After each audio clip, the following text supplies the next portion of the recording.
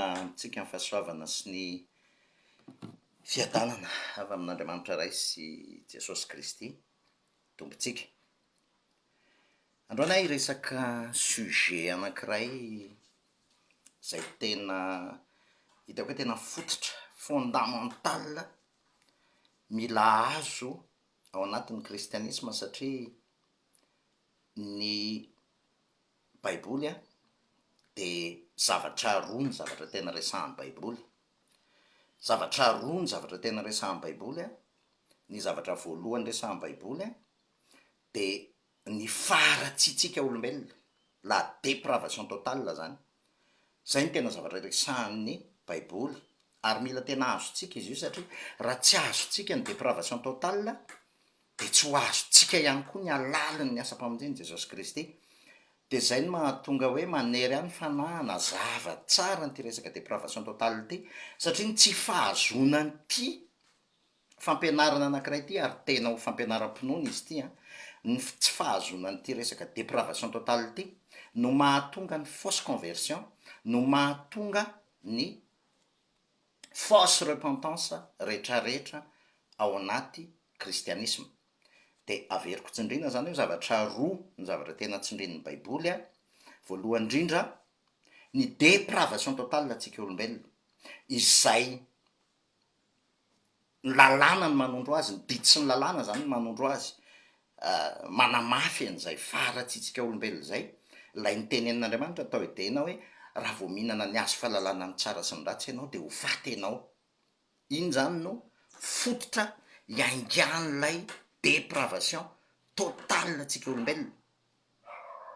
Ary rehefa tsapantsika izay depravation zany hoe izay faharatsiana fototra ao anatintsika olombelona zay, eo tsika zay vao mitodika eo amin'ny asa-pamonjeny Jesosy ary tena fantatsika hoe mila mpamonjy isika. Zay zany no ho resahantsika. Tsika rehefa mijery ny fiarahamonina dia hitantsika hoe be dia be ny zavatra mikorotana ao anatin'ny fiarahamonina, be dia be ny zavatra tsy mandeha amin'izay loatra ao anatin'ny fiarahamonina, na ara-politika io na ara-ekônomika io, mikorotana ambony ambany ny fiarahamonina. Dia ny olana dia izao, mitady vahaolantsika amin'ny herin'ny tenantsika, mitady vahaolantsika ivelany amahana n'ilay problème antsika olombelona, problème ny fikorontanan'ny fiarahamonina. Ny olana nefa tsy eny ivelany le olana fa ny olana dia ao anatintsika mihitsy le olana. Izany hoe ny olana dia ara-panahy, le problème est spirituel. Donc la solution est spirituelle. Tena mifona fa lasa somary ampiasa teny vary amin'anana ato anatin'ity fampianarana ity nefa inoko angatako amin'ny tompo mba ho azontsika tsirairay izy rehetrarehetra dia tena ifonako dia ny ety am-boalohany zany fa izy teny vary amin'anana be mety hifangaro ao anatin'ity fampianarana ity fa ny zavatra ngeza indrindra, ny zavatra ngeza indrindra dia hoe azontsika le izy. Ny dikan'izay zany dia izao, mila azontsika olombelona fa ny olantsika dia ao anatintsika fa tsy any ivelany akory.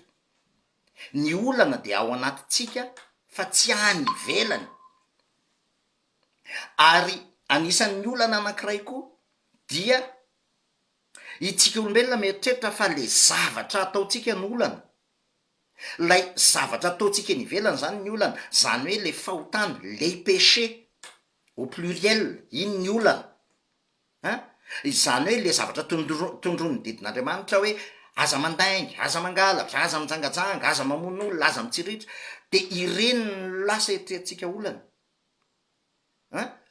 Fa ny tena marina, inona ilay fototra ao anatsika hoe inona kay ny mahatonga atsika angalatra, inona mahatonga atsika hitsiritra, inona mahatonga atsika hamono olona, inona mahatonga atsika hijangajanga, inona ny fototra mahatonga atsika anao an'ilay fahotana au pluriel satria iny no olana. Dia izay zavatra izay no resahantsika androany, izay no fototry ny antsoina hoe depravation totale. Dia ao anatin'izay depravation totale zay tsy maintsy hiresaka doctrine anankitelo mba ahazoantsika azy tsara, hiresaka doctrine telo ny antsoina hoe doctrine du péché originel, zany hoe ny fahotana fototra péché originel, ny doctrine de la dépravation, ary ny farany dia ny doctrine de la culpabilité universelle. Reo zavatra telo reo zany a, zavatra miaraka reo a, mba hahafantaratsika tsara ny alalin'ny fisarahantsika amin'Andriamanitra. Ny problème ao anatin'ny kristianisme de safosafona io resaka dépravation io, fa le vokatry le dépravation foana no lasa resahana. Zany hoe le zavatra miseho ivelany no lasa resahana, de iny no ohatran'ny bebahana, ary zay no mahadiso tanteraka ny fampianaram-pibebahana ao anatin'ny kristianisme, satria ny fampianaram-pibebahana ao anatin'ny kristianisme de lasa mampianatritsika hoe mila manenina de miezaka tsy hanao an'le zavatra anankiray mamatotra intsony. Tsy tena diso zay, fa tsy izay ny fototra, satria tsy le zavatra ataonao mbola veriko ihany, tsy le zavatra ataotsika ny tena problème, fa lay zavatra mangeja atsika ao anatintsika. Izay io no resahantsika androany, ary mahatonga hiteny hoe zavatra anankitelo no resahantsika, de ireo doctrine anankitelo reo. Averiko indray mandeha: la doctrine du péché originel, la doctrine de la dépravation, ary ny farany indrindra la doctrine de la culpabilité universelle. Iresaka andreo tsika, iresaka aloha tsika ny antsoina hoe doctrine ny péché originel.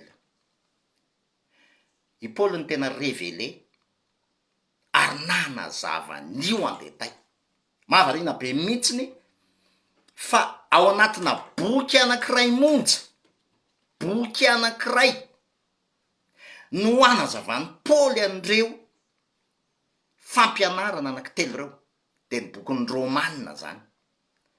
Bokin'ny Romanina tena anazavany Paul andreo, ary ho raisitsika tsirairay le izy, de misy kely ilazany Paul anazy any amin'ny Korintianina voalohany 5:10. Iresahan'ny Paul andreo zavatra reo. Doctrine du péché originel.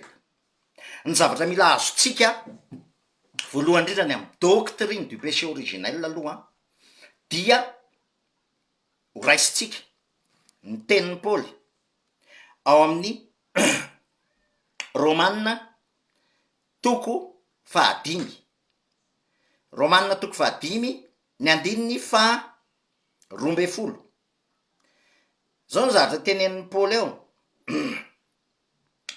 Koa izany ozy izy de tahaky ny idiran'ny ota avy tamin'ny olona iray ho am'izao tontolo zao, ary ny ota ozy izy no nidiran'ny fahafatesana, ka nahatratra ny olona rehetra ny fahafatesana, satria efa nanota izy rehetra.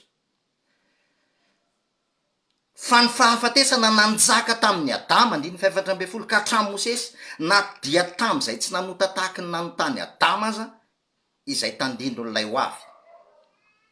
De any amin'ny andininy 9:12, ary tsy tahaka ny avy amin'ny anankiray izay nanota ny fanomezana, fa noho ny nataon'ny anankiray nosehon'ny fitsarana ho fanameloana, fa noho ny fahadisoana maro kosa nisehon'ny fanomezam-pahasoavana ho fanamarinana. Fa raha ny fahadisoan'ny olona anankiray ny najakan'ny fahafatesana noho ny nataon'ny anankiray, maika izay mahazo ny haben'ny fahasoavana sy ny fanomezan'ny fahamarinana no anjaka amin'ny fiainana noho ny nataon'ny anankiray, dia Jesosy Kristy. Ko tahaka ny natongava ny fanameloana ho an'ny olona rehetra noho ny fahadisoana ray, no nahatongava ny fanamarinana ho an'ny fiainana kosa ho an'ny olona rehetra. Fa tahaka ny nanaovana ny maro-panota noho ny tsy fanarahan'ny olona ray, no anaovana ny maro-marina kosa noho ny fanarahan'ny anankiray. Lalabe zavatra tenenin'ny Paul io. Lalabe zavatra tenenin'ny Paul io, ary mbola mafisina izy io any amin'ny Korintianina voalohany 5:10, ny andininy 2:20 angamba raha tsy diso a. Andininy 2:20 zao zavatra teneniny ao hoe andininy 2:20. Ary satria ozy izy ny olona iray no nisehon'ny fahafatesana, de ny olona ray koa no nisehon'ny fitsanganana amin'ny maty. Fa tahaky ny hafatesan'ny olona rehetra ao amin'ny Adama no ahaveloman'ny olona rehetra kosa ao amin'ny Kristy. dikan'izany de izao ho antsika nanao matematika kely ho azavaiko amin'ny resaka matematika le izy, misy ny primitiva de misy ny antsoina hoe dérivé. Primitiva dérivé ho antsika nanao matematika tany amin'ny terminal de madadideny zany, misy ny primitiva de misy ny dérivé. Ny primitiva voalohany, ny primitiva voalohany dia iadama, ary ny dérivé rehetrarehetra de itsika rehetra zay nateraky adama, zay nateraky ny nofo dia nofo. Lay primitiva farany kosa dia Jesosy Kristy, ary zay manana ny fanahy Kristy no dérivé rehetra ao amin'ny Kristy, zay nateraky ny fanahy de fanahy kosa. Zay zany mila azo zay zavatra zay. Ny dikan'izay de izao, i Adama no nanokatra ny varavaran'ny ota teo amintsika olombelona, ary satria Adama no lohany, satria Adama ny lohany, de ny dikan'izay zany dia lasa voaheloka avokoa tsika rehetrarehetra. Ny fanontaniana tonga de ho tenenitsika zao de hoe ny dikan'izany zany de tsy responsable amin'ny fahotako, tsia ao amin'ny doctrine de la culpabilité universelle ho azontsika fa tena responsable tsika rehetrarehetra ao anatin'le izy, fa tsy Adama rery akory ny responsable. Dikan'izay de izao, noho ny amin'ny fahotana i Adama, zay i Adama nanokatra varavarana de niditra ho atsika rehetrarehetra ny fahafatesana, ary io fahafatesana io resahantsika be ao anatin'ilay doctrine de la dépravation.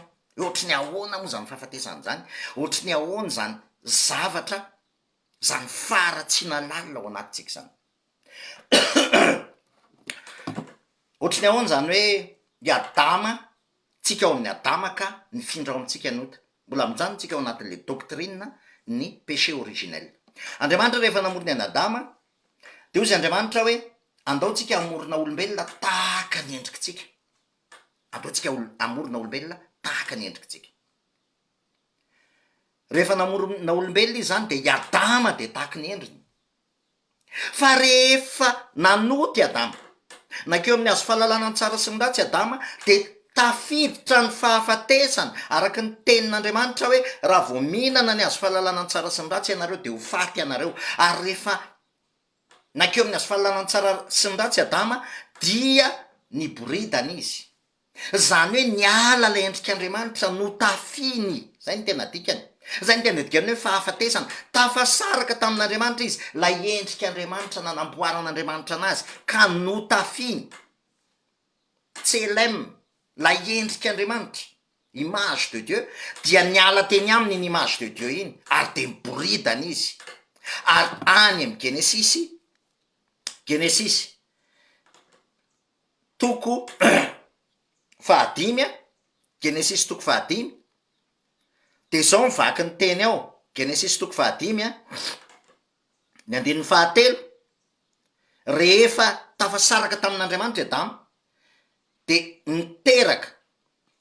niteraka kokosa izy any Seta, de zao mivaky ny teny ao.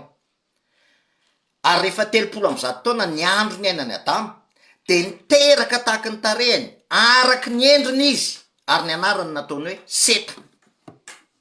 Zany hoe i Adama zany rehefa tafasaraka tamin'Andriamanitra, niala le endrik'Andriamanitra teny aminy, de rehefa niteraka kosa i Adama de niteraka tahaka ny endriny izy. Zany hoe Adama rehefa niteraka tsy niteraka tahaka ny endrik'Andriamanitra tsony, fa niteraka tahaka ny endrika Adama, i Adama lay mpanota, i Adama lay tafasaraka tamin'Andriamanitra. Ny doctrine ny péché originel revana dia tsy resaka hoe tahaka ny MST, ka hoe satria zany raha miray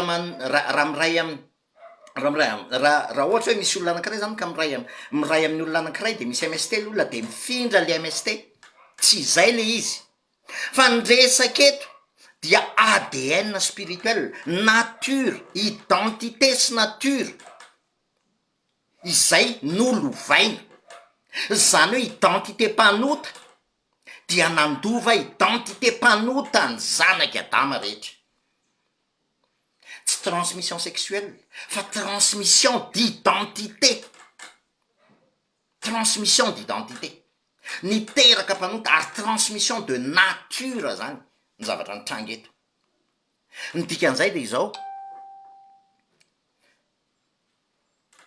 io nature, identité spirituelle, la nature spirituelle io dia lasa nolovainy ny taranaka Adama rehetra. Ary zay io zavatra zavain'ny Paoly rehetrarehetra any amin'ny Romanina toko 5, ny Korintianina voalohany toko 5:12, lay novakitsika teo, zay novakitsika teo, avy ireny vakina rehefa tena andrinika an'ilay izy ianareo. Dika zany de izao, ny taranaka Adama rehetra dia voaozona ary ao anaty fahafatesana avokoa. Ny taranaka Adama rehetra dia tafasaraka amin'Andriamanitra avokoa. Mila mazava tsara zay, tafasaraka amin'Andriamanitra avokoa. Zay ny dikany hoe fahafatesana. Ary zay ny tena dikany ota lay fisarahana tamin'Andriamanitra. Ary ny zavatra nataony Adama sy Eva tao Edena de lay hazo teo amin'ny fahalalana ny tsara sy ny ratsy, izany hoe izy ny lasa namaritra ny tsara sy ny ratsy teo amin'ny toeran'Andriamanitra. Izy ndray ny lasa namaritra ny tsara sy ny ratsy, ary zany na tonga ny devolon'ny teny hoe tsy ho faty akorinareo fa hitovy amin'Andriamanitra ianareo. Izany hoe lasa olombelona tonga Andriamanitra mamaritra ny tsara sy ny ratsy. Zay ny tena dikany, olona tafasaraka amin'Andriamanitra satria lasa Andriamanitra mamaritra ny tsara sy ny ratsy eo amin'ny toeran'Andriamanitra. Ary zay ny mahatonga amin'ny problème ao anatin'ny fiarahamonina, satria tsika tsirairay avy samy mamaritra ny tsara sy ny ratsy araka ny famaritantsika azy.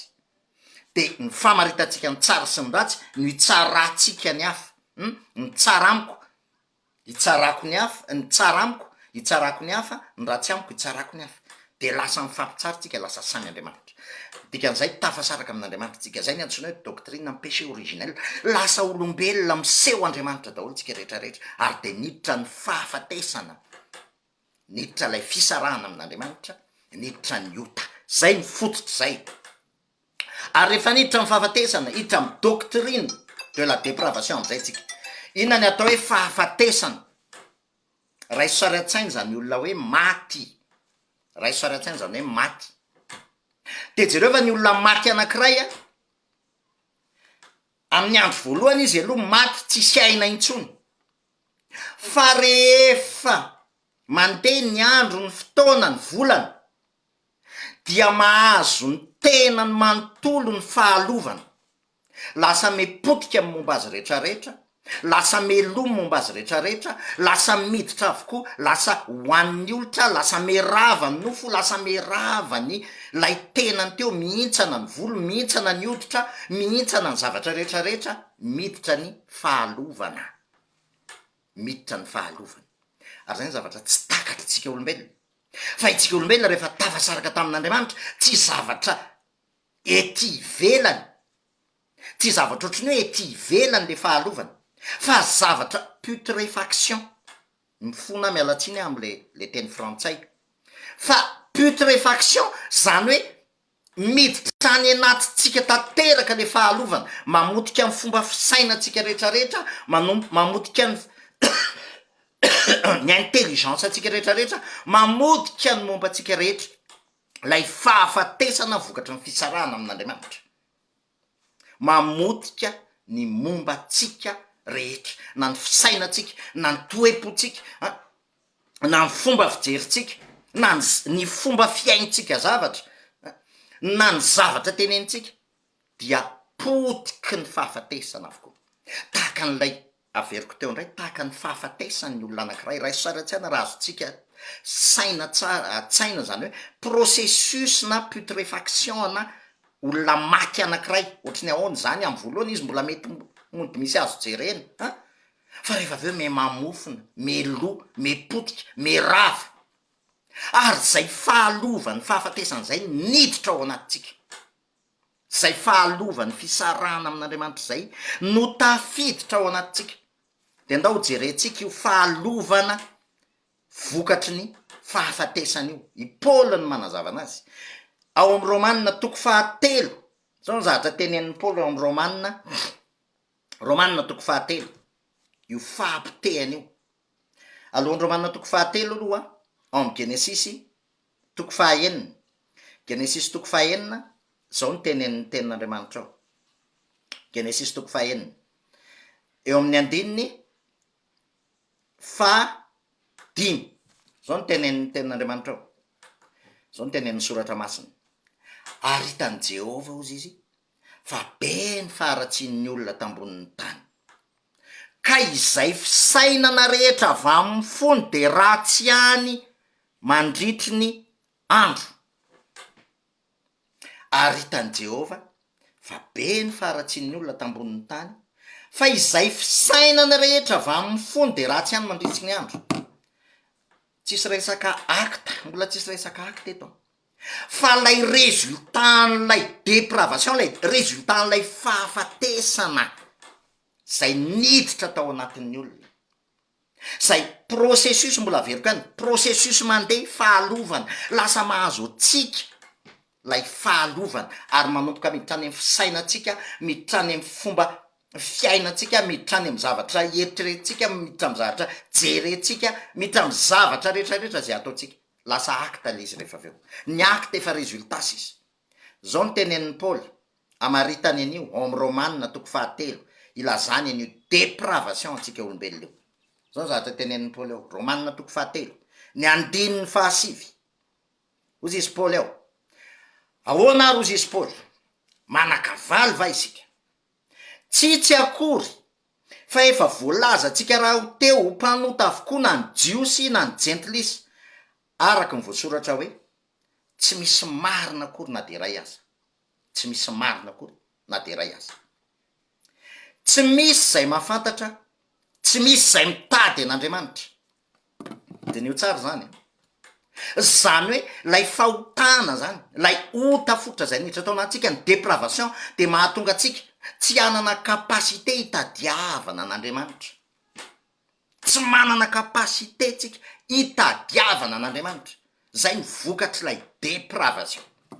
Tsy misy zay mahafantatra, tsy misy zay mitady an'Andriamanitra. Lay kapasité ahafahantsika mahita an'Andriamanitra mihitsy no lasa potika, lasa simba. Tsy manana kapasité tsiny tsika hitady an'Andriamanitra. Samy mania avokoa izy rehetra, samy tsy mahasoa avokoa izy rehetra, tsisy zay manao tsara na de ray akory azy. Nous sommes incapables de faire le bien. Tsy misy izay manao tsara na de iray akory azy. Ary io ny problème amin'ny fanamarina tena. Satria tsika indray mieritreritra hoe za afaka manao zao, za mba afaka manao soa, za mba tsia. Ny dépravation dia nahatonga atsika rehetra ho tsy mahasoa, tsisy ny ninona mahasoa ao anatintsika. Mbola averiko indray, faty mandehandeha niditra tao anatintsika amin'ny fahafatesana. Ary de ny aloha niditra tao anatintsika zay fahalovany zay. Ny tompo tao anatintsika zay fahalovany zay. De tsy misy zavatra tsara ao anatintsika. Misy zavatra tsara ve ao anatin'ny olona maty? Tsisy. Fofona maingo ny avoakany. Olitra no avoakany. Tsy misy zay manao tsara ny de ray akory azy. Eto amin'izay le izy. Fasana misokatra ny tendany, ny lelany nanaovany fitaka, ny pozony menarana nanao ambanin'ny molony. Fasana misokatra ny tendany. Raha saratsainy zany zavatra zany hoe fasana misokatra ny tendanao. Zany hoe ny ao anatinao rehetra zany, ny dikany hoe fasana misokatra ny tendany. Zany hoe mamoaka an'le fahafatesana zany ny eo amin'ny tendanao. Amin'ny teny hebreo ny tenda de antsoina hoe nefesh, zany hoe le aman'ny olona, le olona ray manontolo zany. Gorge, nefesh, amaritan'Andriamanitra ny être ray manontolo. Io nefesh io. Zany hoe lay nefesh, lay olona ray manontolo zany dia fasana misokatra. Zany hoe mamoaka fahafatesana. Mamoaka fahafatesana. Fasana misokatra ny tendany. Ny zavatra ao anatiny zany de tsisy fahafatesana, tsisy afa-tsy fahafatesana, fasana isika. Ary zay zavatra zay no mahatonga hoe manokatra, rehefa misokatra ny tendantsika zany de mamoaka ny fahafatesana ao anatintsika, ny lelany nanaovany fitaka, ny zavatra rehetra mivoaka ny vavantsika. Rehefa tafasaraka amin'Andriamanitra tsika de tsy misy afa-tsy fitaka, tsy misy afa-tsy fitaka. Ny poiziny menarana no ambanin'ny lelany, azonareo an-tsaina ve zany? Poiziny menarana, zany hoe io poiziny menarana io de zay nitranga tao edeny. Indany na zavatra nataon'ny menarana tao edeny, manipulation diabolika, manipulation diabolika. Ny zavatra nataon'ny menarana de namadika ny fahamarinan'Andriamanitra ho amin'ny intérêtny. Ozy izy hoe tsy ho fatinareo fa lasa hitovy amin'Andriamanitra. Zany hoe rehefa tafasaraka amin'Andriamanitra tsika de lasa zay une part de cet esprit diabolique est en nous. Lasa mipoiziny zay menarana zay no eo amin'ny molotritsika. Tsika tsy manao fa tsy se manipuler, manipulation, manipulateur daholo tsika olombelona rehetra. Manipuler ny hafa ho amin'ny intérêt atsika, zany tsika olombelona zany. Manipuler ny hafa ho amin'ny intérêt atsika. Feno ozona sy fangidina ny vavany, zatra teny ny vavantsika dia tsisy afa-tsy ozona sy fangidina. Ny tongony mimona andatsadra, ny tongony mimona andatsadra. Ny alehan'ny tongotritsika rehetra de fahafatesana avokoa, fandravana sy fandringanana ny eo amin'ny alehany, ary satria mandatsadra dia tsy misy afa-tsy jereo fa ny zavatra rehetra mitranga eto am'izao tontolo zao de tsisy afa-tsy fandravana sy fandringanana, satria olona ao anaty fahafatesana avokoa. De mifamono tsika rehetrarehetra, ny zavatra alehantsika rehetra de mifamono any am'izay alehantsika de mamono ny hafintsika, any am'izay ataontsika de mamono ny hafintsika. Zay ny dikany. Ny lalan'ny fiadanana de tsy fantana ozy izy, tsy fantatritsika zany hoe fitsarana ao amin'Andriamanitra zany. Feno debideby ny fiainatsika, feno roro ny fiainatsika, feno tahotra ny fiainatsika, zany no mariky ny fahafatesana. Zany mariky ny fahafatesana, zany mariky ny mahampanotatsika, zany marika fa tafasaraka amin'Andriamanitra tsika. Tsy misy fatahorana an'Andriamanitra eo anoloan'ny masony ny ala teo amitsika, lay fatahorana an'Andriamanitra. Lasa tsy misy fatahorana an'Andriamanitra tsony ao anatsika. De ozy izy Paul manao conclusion, ary fantatsika ozy izy fa zay zavatra lazain'ny lalàna dia lazainy am'izay manana ny lalàna, mba ho voatapina avokoa ny vava rehetra ka hiara-ny fitsaran'Andriamanitra izao tontolo zao. Satria tsy misy nofo amarinina amin'ny asan'ny lalàna eo anatrehany, fa ny lalàna ny ahazona ny fahalalàna marina ny ota. Inona dikan'izany? Ko satria tsika ao anaty fahafatesana, ko satria tsika voaheloka avokoa. De raha iso sara tsaina fa tsika zany ao anatin'ny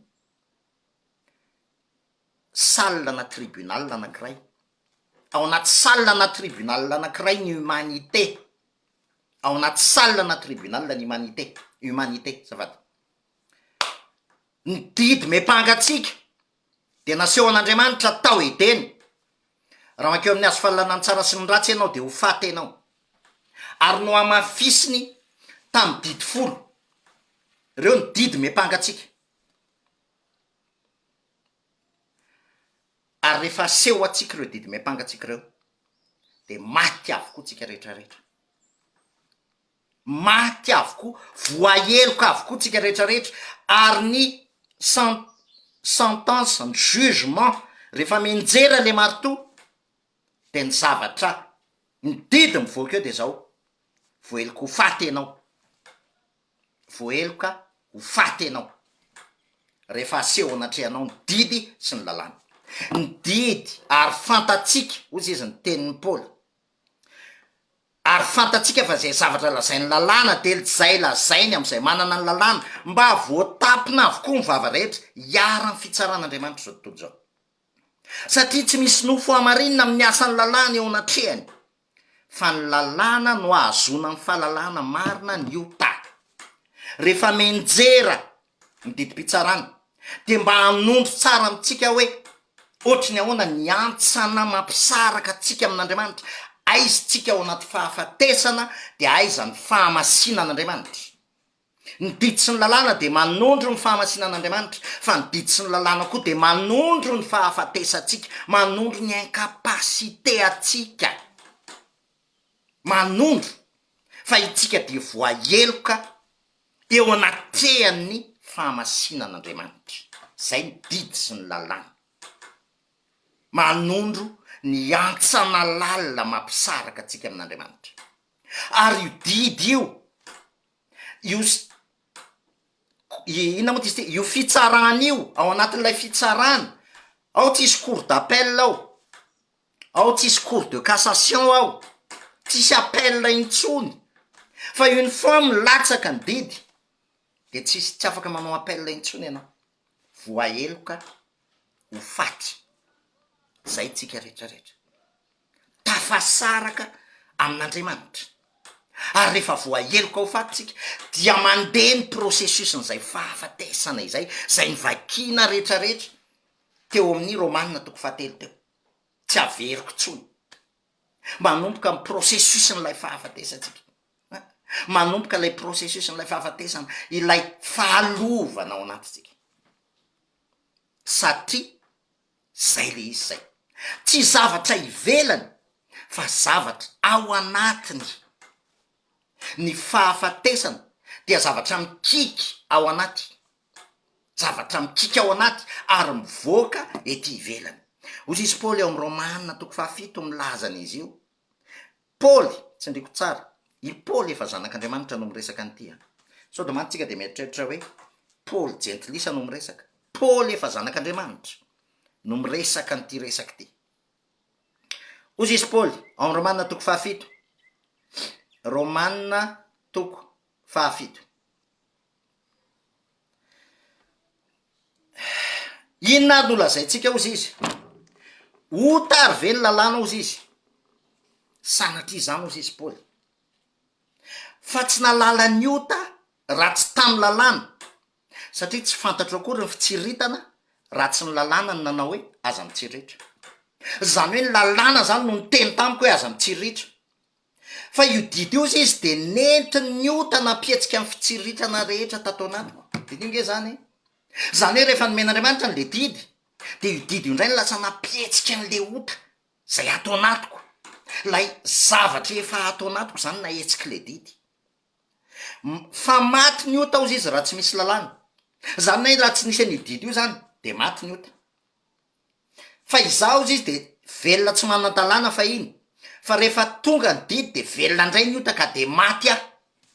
Enjana be le hoe jeu de mots ampiasain'ny Paoly. Raha ohatra ozy izy rehefa tonga ny didy de io didy io zany lasa namelona n'le ota tato anatiko, le ota nefa mitondra fahafatesana eo amiko. Enjana be zany zahatra le jeu de mots ampiasain'ny Paoly ao anatin'le izy. Ary ny didy zay natao azona fiainana ozy izy de hitako nahatonga fahafatesana tamiko kosa. Zany hoe ny didy raha tokony azona fiainana de hay le didy nanetsika ny ota tato anatiko, ary rehefa netsika ny ota de maty aho, de nitondra fahafatesana teo amiko le izy. Tondra fahafatesana teo amiko le izy. Ary didy io de netiny ny ota namitaka ozy izy sy nahafaty aho. Fa masina ozy izy ny lalàna ary masina ny didy sady marina ny tsara. De ny tsara ary ve ozy izy ny nahafaty aho, zany hoe le lalàna zany, sanatria zany ozy izy Paoly. Fa ny ota ny nahafaty aho, le ota ato anatiko, mba hiseho ota, fa ny tsara ny nentiny nahafaty aho, mba ho tonga ota indrindra ny ota noho ny nataony lalàna. Mampirisika anareo hamaky ny Romains 7 io fa c'est très très profond zavatra tenen'ny Paoly ao. Fa fantatsika fa araky ny fanahy ny lalàna, fa za kosa ozy izy nofo namidy ho andevon'ny ota. Za nofo namidy ho andevon'ny ota. Zany hoe andevo aho zany. Je suis esclave du péché. Mbola averiko ndray. Paoly zanak'Andriamanitra no miresaka eto.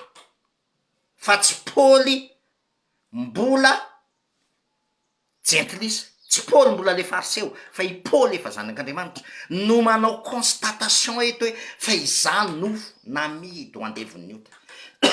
Namidy ho andevon'ny ota. Esclave du péché. de ozy izy Paoly constatation ny mbola nataony fa izay ataoko de tsy fantatro ozy izy fa ty izay sitrako ny ataoko fa zay alako no ataoko. Zany hoe misy contradiction lalina ao anatiko ao. Izy efa zanak'Andriamanitra ao anao miresaka eto, misy contradiction ao anatiny fa tsy zay tiako ny fa tsy zay fa izay ataoko de tsy fantatro fa tsy zay sitrako no ataoko fa zay alako izy ny ataoko. Fa raha manao ny tsy sitrako de manaiky fa tsara ny lalàna. Ary am'izany tsy za tsony manao izany fa ny ota zay mitoetra atao anatiko. Ilay ota mitondra fahafatesana ka mitondra fahalovana, lay mitondra depravation eo amiko. Raha tsy resaka acte zany fa resaka faharatsiana atao anatiko. Fa fantatro fa tsy misy zavatra tsara mitoetra ato amiko de ato amin'ny nofoko. Tsy misy zavatra tsara mitoetra atao anatiko. Arak'le niteneniny tao amin'ny Romanina toko 7. Amin'ny Romanina toko 7 izy efa nilaza an'izany. No amafisiny ao amin'ny Romanina toko 9. Tsisy zavatra tsara ianao zany raha miteny hoe misy tsara atao anatiko. Verena kely. Tsisy nenenina tsara ao anatsika. Tsy misy na inona na inona. Tsy misy zavatra tsara mitoetra atao anatiko.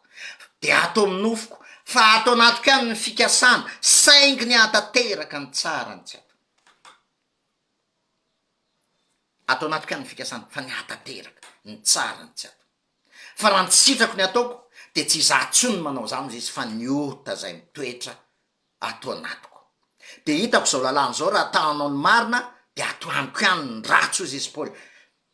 Ato amiko ihany ny ratsy. Tsisy tsara atao anatiko, tsisy tsara atao anatiko. Ratsy daholo ny atao anatiko. Ty am'izay le cri de guerre ny tenenin'ny Paoly. Korintianina toko 7:7-8. Ary ianao raha kristianina ka tsy tonga am'ty cri de guerre, cri de détresse plutôt fa tsy cri de guerre.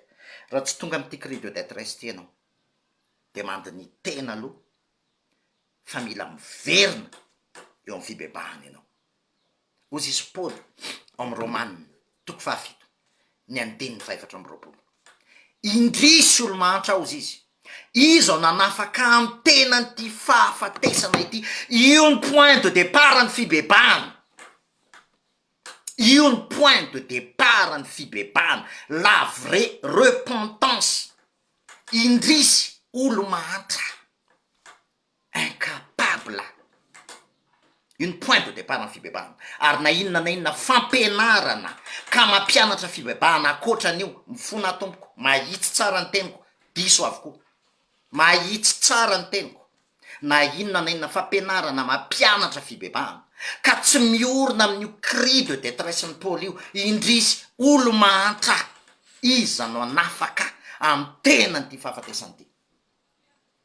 Raha tsy tonga amin'io constatation io ny olona hoe olo mahantra depravé tanteraka, tsy zavatra ivelany le faharatsiako fa zavatra ao anatiny zay mamatotra. Rehefa tsy tonga eo amin'io point io ny olona de anao fausse conversion izy. Ary zay ny problème ny kristianisme ankehitriny. Satria ny problème de eo am'le zavatra eo ivelany ny zana ovainy. Fa ny ota tompoko tsy zavatra eo ivelany. Ny ota dia fangejany, fanandevozana, vokatr'ilay fisarahana amin'Andriamanitra, vokatr'ilay fahafatesana ka mitondra fahalovana eo mombatsika iray manontolo. Mitondra fahalovana eo amin'ny fomba fisainana, eo amin'ny zavatra jeren'ny maso, eo amin'ny zavatra amin'ny fomba fiaino zavatra, eo amin'ny zavatra rehetra teneniny vava. Romanina toko 7, avereny diniana indray. Romanina toko 7 manomboka eo amin'ny 9:7. Raha tsy tonga eo amin'io point ny olona, eo ny olona zay vao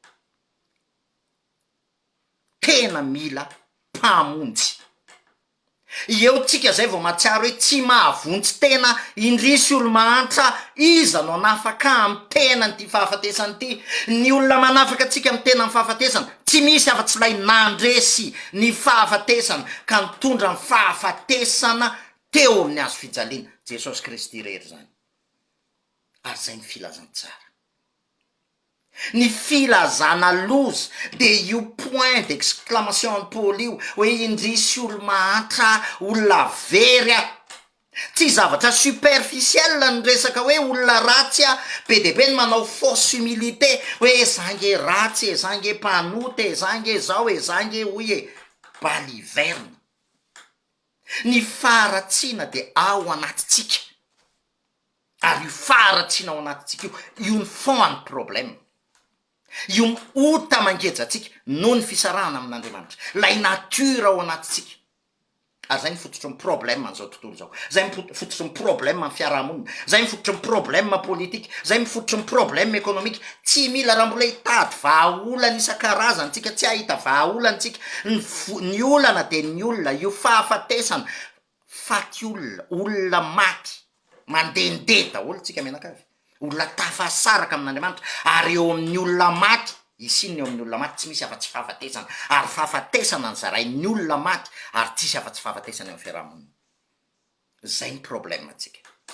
Ary ny fiangonana rehefa tsy miverina eo amin'izay fampianarana ny momba ny faharatsiana, zay depravation antsika olombelona zay, de isafosafo an'izay fa ny zavatra ety ivelany foana ny mbola ho resahana, de tsisy ninninina miova tompoko, tsy misy na inninina miova, satria mifampitsara amin'ny zavatra ivelany tsika menakavy. Fa ny faharatsiana de ao anatitsika. Indrisy olo mahantra iza no anafaka amin'ny tena ny fahafatesana ity. Je suis incapable de me libérer moi-même. Je suis incapable de me sauver moi-même. Tsy misy na silako arany avaty amiko raha tsy tonga amin'izay point zay ny olona. Zay ny point de départ zay. Raha tsy tonga eo amin'izay ny olona, zava-poana ny zavatra rehetrarehetra. Mbola ataony tsinitsinina ny asa-pamonjeny Jesosy Kristy. Satria rehefa tena tsapanao, azonao, fantatrao tsara ny faharatsianao, ny incapacité anao, ny incapabilité anao, de manomboka eo ianao, zay vao mahazo hoe tsy ato amiko ny vahaolana, fa mila mpamonjy aho, ivelan'ny tenako, mila mpamonjy aho. Mila olona manala amty fahafatesana ty satria zady ao anaty fahafatesana, melono momba rehetrarehetra, me mandeha makany amin'ny fahalovana, me mivoaka olitra amin'ny momba ray manontolo, me mivoaka olitra. Ary zany mahatonga atsika hoe vovotany, me mivoaka olitra amin'ny momba atsika ray manontolo. Ary mila olona mamoaka atsika ao anaty fahafatesana. Tsy misy afa-tsy Jesosy Kristy nanao an'izay, nitondra ny fahafatesana ary nanome atsika ny fiainana. Zay ny filazantsara tompoko.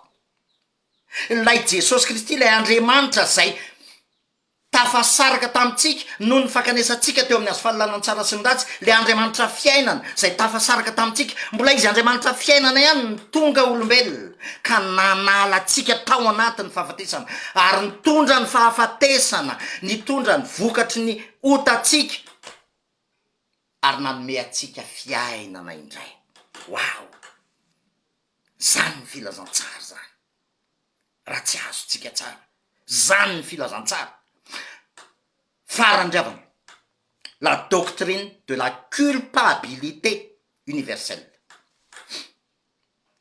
Mieritrerititsika ve satria niditra tamin'ny Adama ny ota, ny dikan'izany zany za zany tsy responsable amin'ny fahotako, tsy tompoko, tena responsable tsika rehetra. Mbola i Paul koa no manazavany eo amin'ny Romanina toko voalohany. Romanina toko voalohany,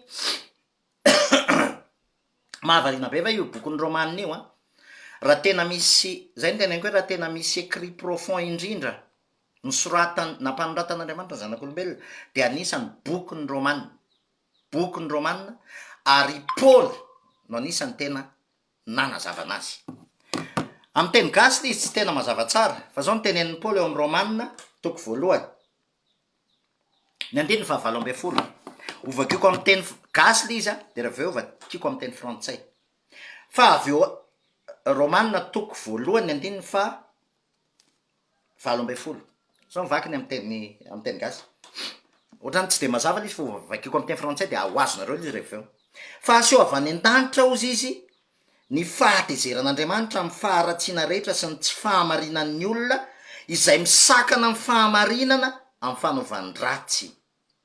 Satria izay fantatra ny amin'ny Andriamanitra dia miseho ao am-ponindreny fa naseho an'Andriamanitra taminy.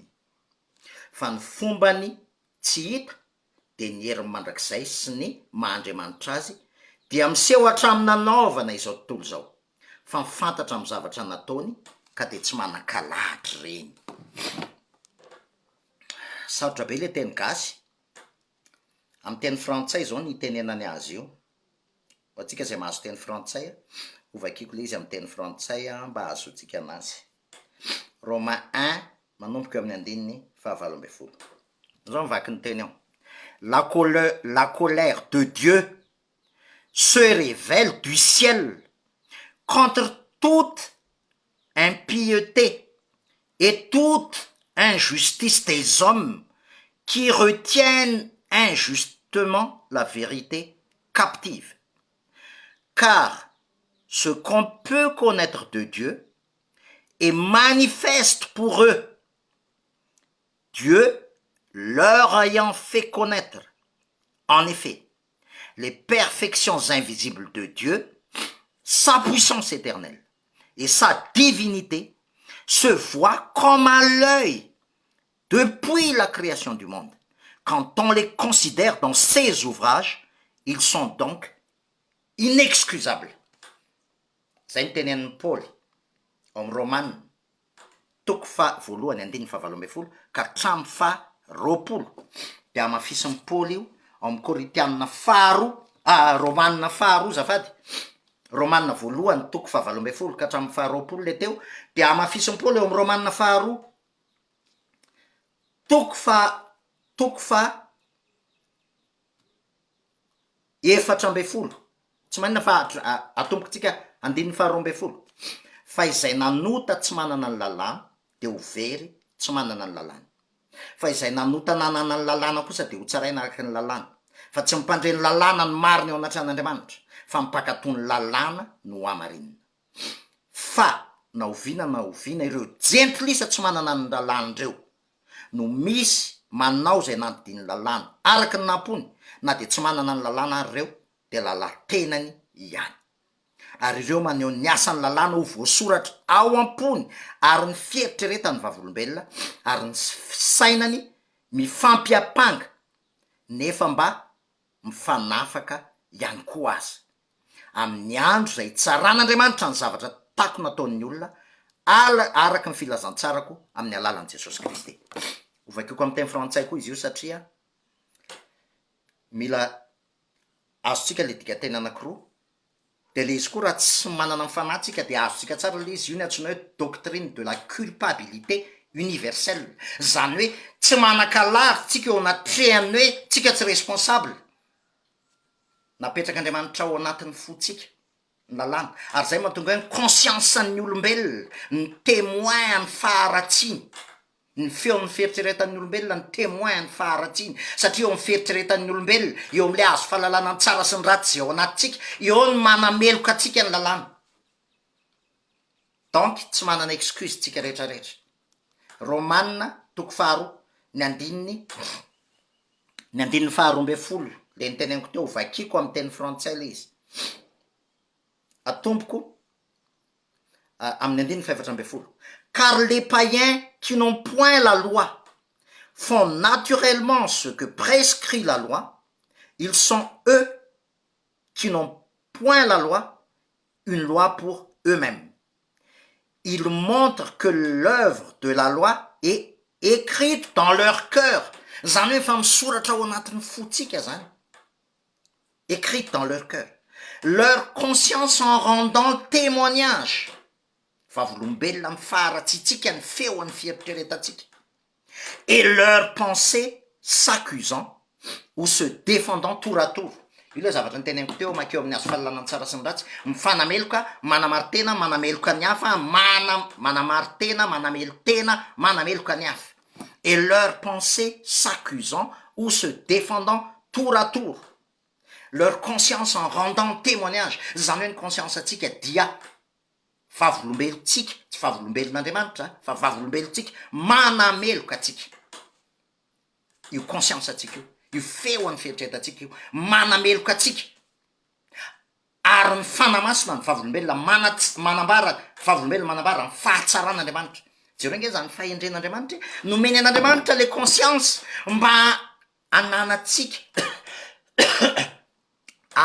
ananantsika capitulation anatrehan'Andriamanitra, ahitantsika amin'ny faharatsiantsika, satria efa misoratra ao anatintsika io faharatsiantsika io, misoratra ao anatintsika le lalàna an'Andriamanitra izay manameloka atsika. Jereo fa na tsy kristianina arany, jereo fa na tsy jiosy arany, satria ny jiosy ny nomena ny tora, jereo fa na tsy kristianina arany ka tsy mahalala ny didy folo, de jereo fa misy ny antsoina hoe loi morale izay tsy maintsy iaina ny fiarahamonina, ary miorina amin'io didy folo io sy le didy izay napetrak'Andriamanitra atao edena, miorina amin'io daholo, ary io misoratra ao anatin'ny olona rehetra io.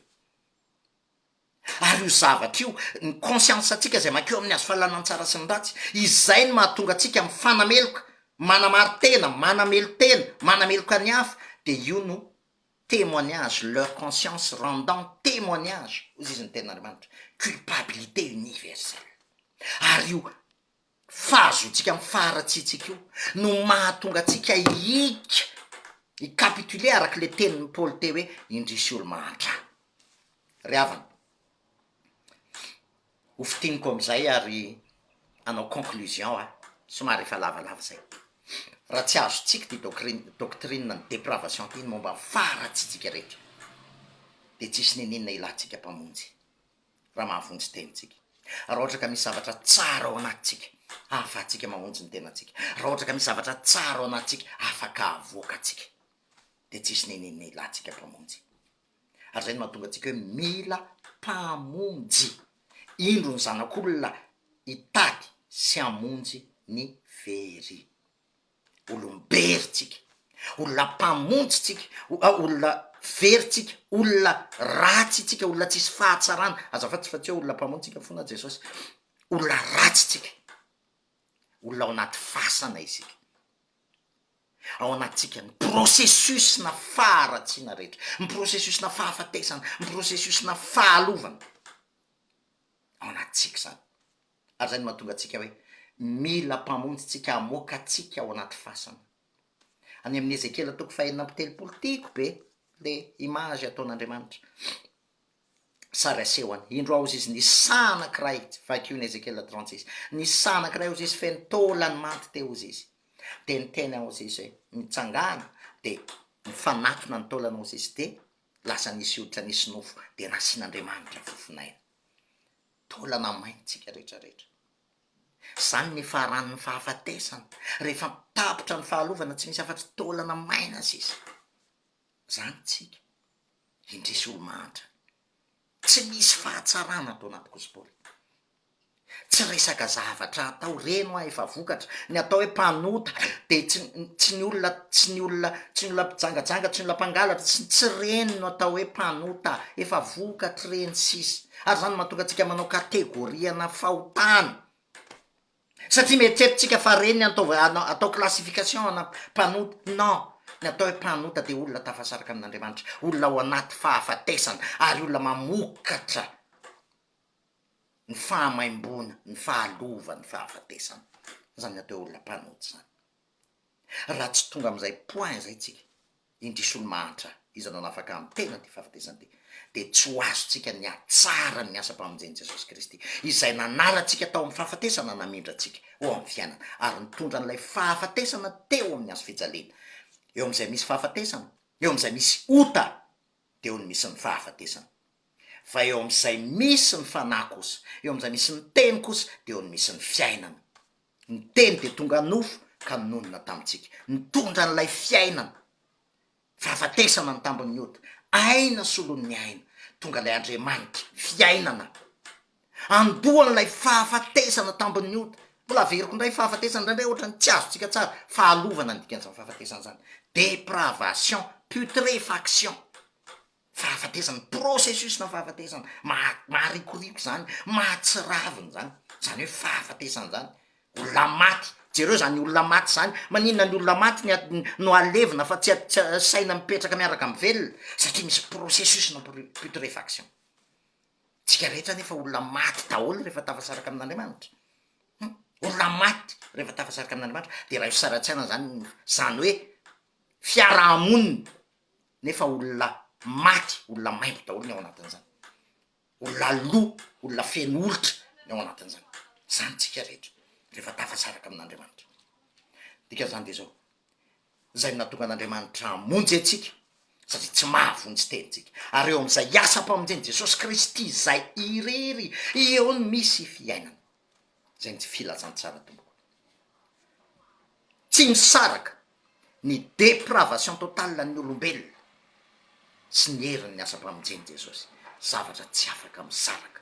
Ny olona manaiky an'izay faharatsiany zay, tsy faharatsiany ivelany, satria zay ho amin'ny problème ao anatin'ny kristianisme mampianatra atsika hoe ny atao hoe mibebaka dia manenina ary miala amin'ny ratsy fanao, tsisy nenenanao, fiaikenao ny état de dépravation anao, état de putréfaction, état de morbidité anao, zay l'izy état la izy fa tsy œuvre na acte no resaka fibebahana, tsy fibebahana amin'ny acte atao ny resaka fa fibebahana am'ilay état de dépravation anao, hoe tsy mahavonjy tena, tsy mahavonjy tena.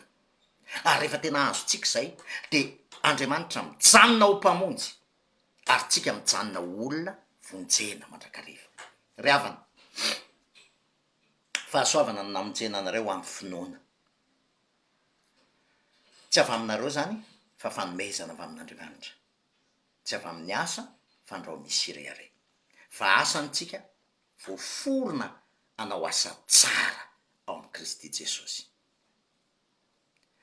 L'Andriamanitra tompon'ny aina, le Andriamanitra fiainana no tonga tao anatin'ny fasana nisy atsika, ary zay no natonga ny fitsanganana tamin'ny maty, niditra tao anatin'ny fasana zay nilevenako Andriamanitra mba hanangana hiara hitsangana ao aminy aho, izalay ao anaty fahafatesana, izalay feno fahalotony, feno fahamaim-boniny processus n'ilay fahafatesako zay, fa tonga tao izy niditra nanangana, nitsangana izy ary de natsangana ho ao aminy aho, ary izy fiainana lasa velona ao anatiko. Voninahitra ho an' Jesosy rery any, ho azy rery any. Ny fahasoavana sy ny fiadanana kosa ho antsika rehetra. Amen.